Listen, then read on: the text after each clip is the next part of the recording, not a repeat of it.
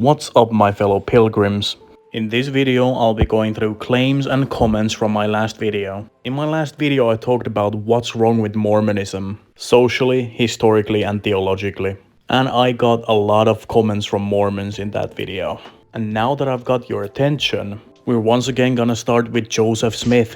I called out his polygamy, how he had 30 to 40 wives during his entire life, which of some were underage, as young as 14. And a lot of the comments are telling me to criticize Christianity as well, because polygamy was very much a thing in the Old Testament. First of all, that's not a great argument, it's whataboutism.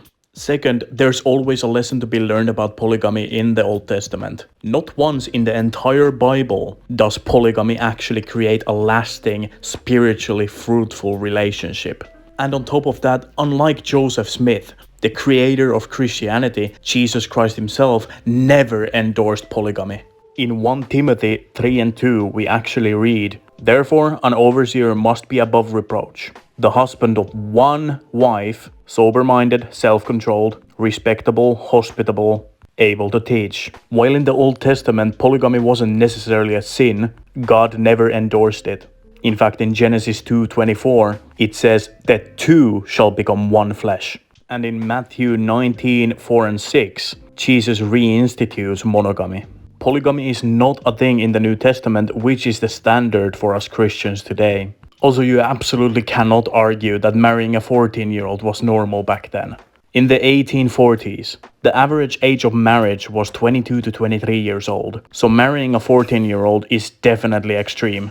Also, if you're Mormon and support polygamy, tell me what Jacob 2:24 in the Book of Mormon means to you. And if you don't, why did your founder bring it back? Second point, the Book of Abraham. Few comments did actually say that Joseph Smith's Book of Abraham was actually legit, and modern day scholars and translators cannot debunk that.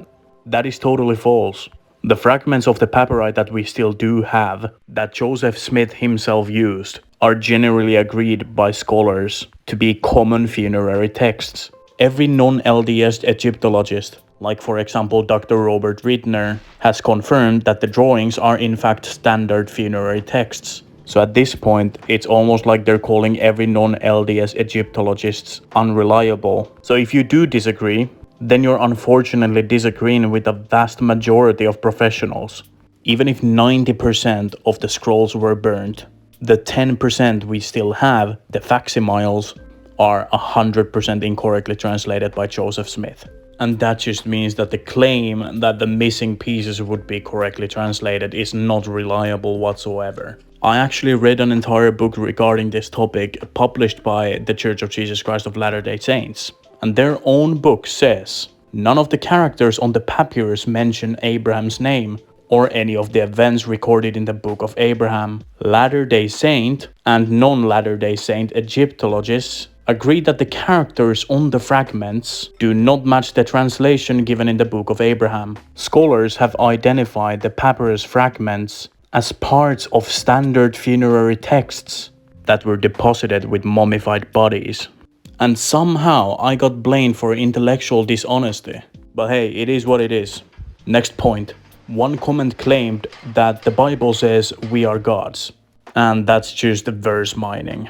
Psalm 82, 6 and 7, John 10:34. I said, "You are gods, you are all sons of the Most High." And then Jesus quotes the same psalm in John 10:34 sarcastically, because the psalm actually condemns humans pretending to be gods. But yeah, let's just roll with it. There can be more than one God, right? Well, no.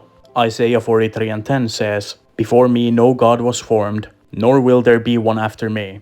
Then in Isaiah 44:6, "I am the first and I am the last. Apart from me there is no God."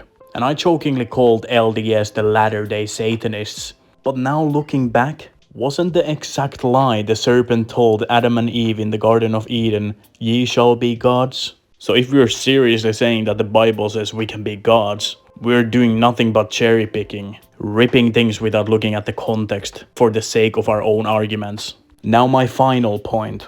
As I said in previous comments in that video, my main problem with LDS is theology. But instead of theology, many people kept clinging at the fact that I found shunning and tithing wrong. And yes, I do think both are wrong. In the LDS General Handbook, section 26.3.3.1, to enter a temple you must have a temple recommend. You can get a recommend by passing an interview. In that interview, question 10 asks, are you a full tithe payer? And if the answer is no, the bishop cannot issue a recommend. And at that point, tithing becomes a prerequisite for the highest level of salvation. And yeah, I do not support that. Now, what comes to shunning? Some commenters were right to say that shunning happens in many different religions as well as Christian sects. Yeah, it does. We're fully aware. I'm fully aware. And I do not support it. That's exactly the reason why I also dislike Jehovah's Witnesses or certain Pentecostal groups. While there is no policy for shunning in the LDS, it's very much a thing. And I am not gonna invalidate the experiences of thousands of ex-Mormons just because it also happens in other religions.